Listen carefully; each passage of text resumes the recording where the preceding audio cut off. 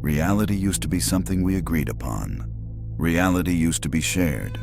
A single newspaper headline, a broadcast at 6 o'clock. Even when we disagreed, we were at least looking at the same picture of the world. But now, reality is personalized. You and I could live on the same street, yet scroll through completely different worlds. Your truth, my truth, billions of truths, all chosen for you by an invisible system. This is the algorithm's ultimate trick. It doesn't just decide what you see, it decides what you believe is real. Philosophers once asked, if a tree falls in a forest and no one hears it, does it make a sound? Today, the question is darker. If an event happens, but the algorithm doesn't show it to you, did it ever really exist? When information becomes infinite, truth becomes fragile. A lie repeated 1,000 times in your feed feels more solid than a truth you never encounter. As Jean Baudrillard wrote, we live in a world where the map precedes the territory, and simulation becomes more real than reality. Memes become history, trends become facts, and the border between fiction and reality quietly dissolves. When shared reality dies, society becomes ungovernable. Culture turns to culture war. Nations fracture into tribes. Civilizations lose their anchor to truth itself. Nietzsche once said, there are no facts, only interpretations. What he meant as a warning has become an operating system. When everything is interpretation, the one who controls interpretation controls the world. And in that fracture, power hides.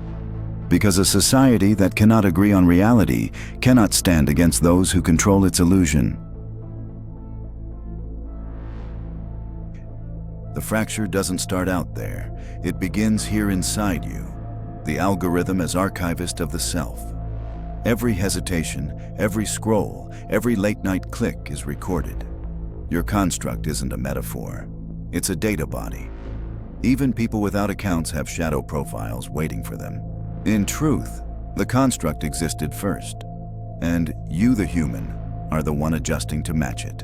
The feedback loop of desire.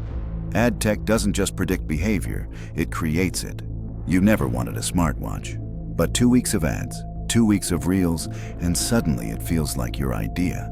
This is behavioral modification at scale. Whole industries, coins, diets, gadgets rise and fall because the feed self was nudged into wanting them. Profile greater than body.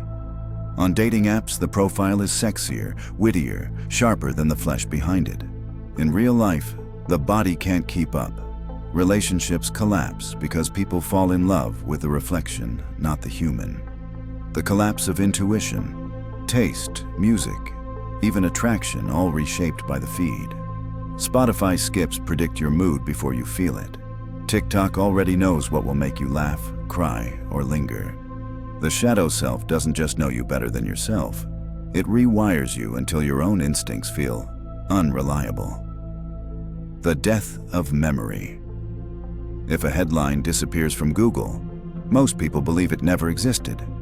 It's already happening. News quietly pulled, search results buried, old posts erased. Memory has been outsourced to the reflection, and once the reflection forgets, you forget too. Identity fracture. Micro-targeted propaganda ensures no two doubles see the same world. Two neighbors watch the same speech, but their feeds tell opposite stories. Society no longer argues about facts. It argues about algorithm-fed illusions. The weaponization of the construct. This isn't just about families fighting at dinner. Nations are splintering through shadow selves. The US Capitol riots, Myanmar's violence, India's WhatsApp lynchings, all driven by fractured realities. The human war is only the doubles war spilling into the streets. That is the fracture, not of nations, not of politics, but of the self, the memory, and finally, of reality itself. When shared reality fades, the question is no longer, what is true? The question is now the ultimatum. Whose illusion are you living in?